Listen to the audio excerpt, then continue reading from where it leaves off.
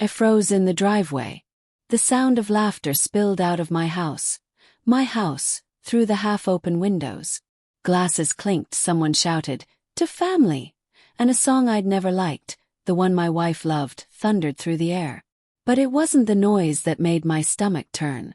It was the sight on my porch. My father, frail and shivering, sat hunched beside my mother, who was wrapped in her thin shawl, her hands trembling around a half-empty thermos. Their faces were pale from the cold, the porch light flickering weakly above them like it was struggling to stay alive too. "Dad! Mom!" My voice cracked as I dropped my keys, rushing toward them. What are you doing out here?" My mother's lips quivered before she spoke. They said we weren't on the list." "The list?" Dad coughed, pulling the shawl tighter around Mom. "Your wife's mother said it was a private event. Didn't want to disturb the mood," she said. For a moment I couldn't breathe. My in-laws. A private event. In my house. I looked through the window. My living room was glowing with chandeliers and people in fine clothes. I could see my wife, Aisha, her laughter cutting through the room as she leaned close to a man I didn't recognize. His hand rested on her waist. Casual, intimate. Something inside me twisted violently. I helped my parents inside their car and promised to take them home. But they insisted I go inside first. "Don't cause a scene," Mom whispered. "Not tonight." But my chest was already burning. I straightened my jacket, pushed open the door, and stepped into the heat of betrayal disguised as celebration. The scent of expensive perfume and whiskey hit me first.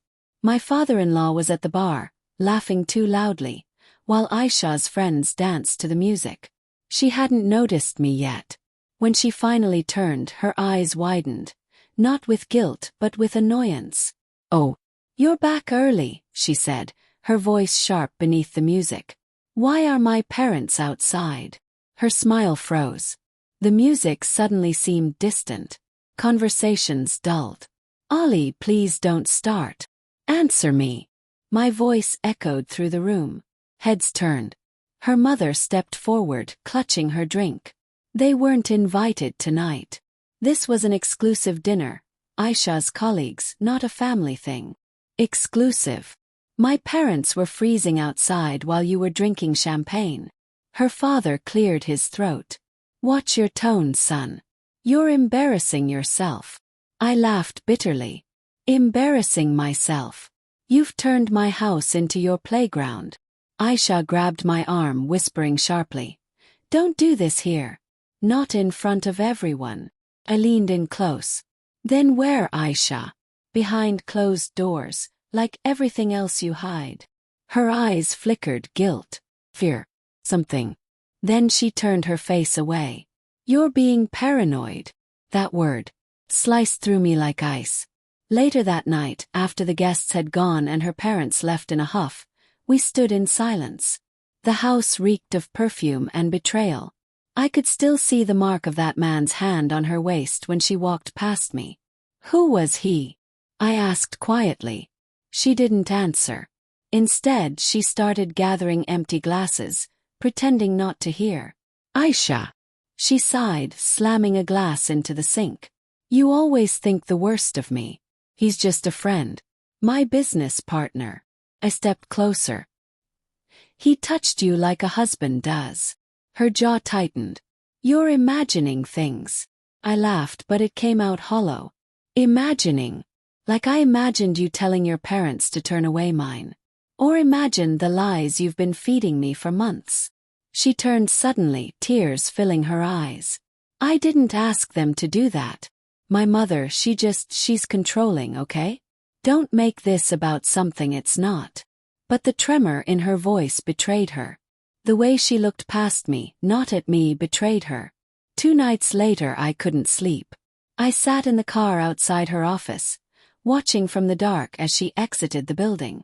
She was smiling, glowing, in a way she hadn't with me in months. Then he appeared. The man from the party. She didn't see me as he placed a hand on her cheek. Didn't see me when she leaned into his touch. Didn't see me when he kissed her. The world went silent. I didn't honk, didn't shout. I just watched, frozen, as my marriage unraveled in slow motion beneath the streetlights. She looked happy. That was the part that gutted me. When I finally confronted her, she didn't deny it. Her voice was quiet, calm, rehearsed. It wasn't supposed to go this far. How long? 6 months. The words crashed against me. 6 months. Her face crumpled. Ollie, you were gone most nights. Your parents, your work, your distance. He was there when you weren't. I wanted to scream, to break something, to make her feel what she'd done. But instead I just stared. So that's it. You freeze out my parents, humiliate them, and then hide behind your excuses. Tears spilled down her cheeks. I didn't mean for them to suffer. I just didn't want anyone to see us fighting.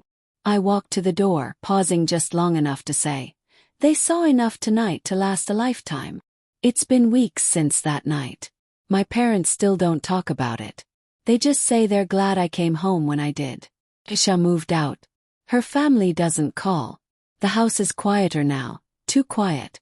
But sometimes when the wind howls against the windows, I swear I can still hear the echo of their laughter that night. Sometimes I wonder what would have happened if I'd arrived 5 minutes later. Would my parents still be outside?